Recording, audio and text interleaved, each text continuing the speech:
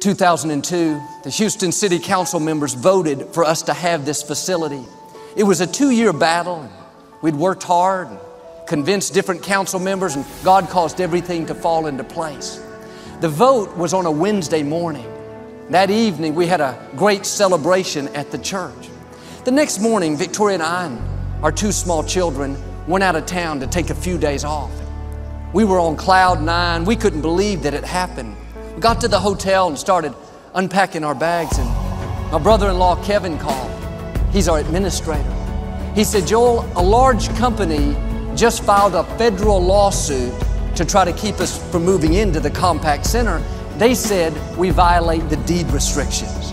I asked him what that meant, and he said it means that we can't move into the property because it's tied up in the legal system, and the attorneys say it can take up to 10 years to resolve, and there's no guarantee that we could win. I hung up the phone. Victoria overheard the conversation. She stopped unpacking and said, Joel, what are you going to do? I said, I'm going to go down to the beach. She said, what are you going to do there? I said, I'm going to swim.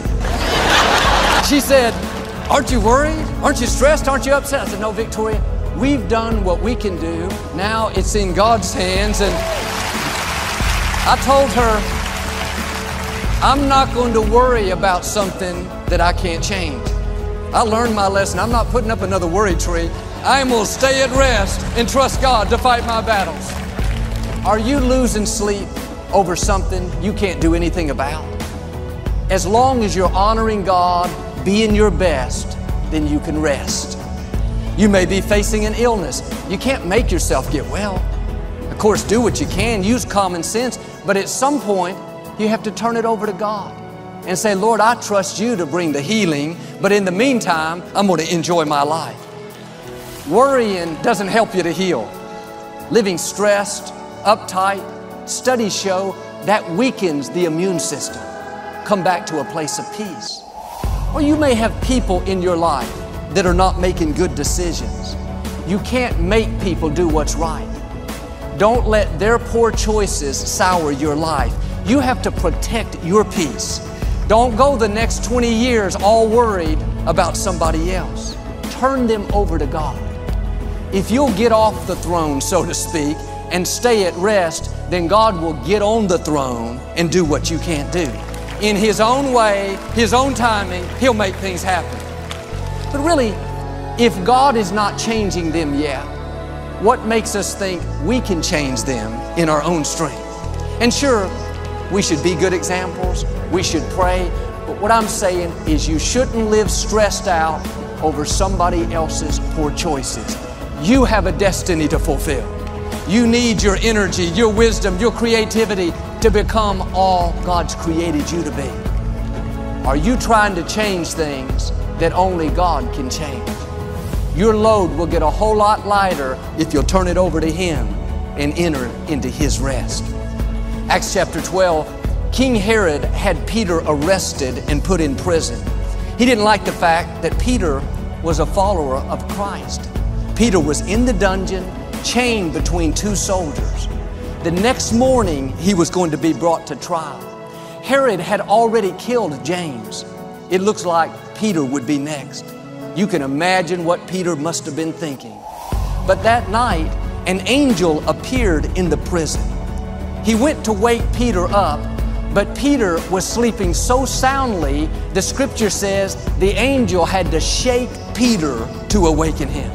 Now, if you knew the next day your life may come to an end, you were in great danger, would you be sleeping soundly? Or would you be pacing the floor, stressed out, God, please help me. God, please don't let them kill me. It's good to pray. It's good to ask for God's help. But at some point, we all have to do like Peter. Say, God, I've honored you.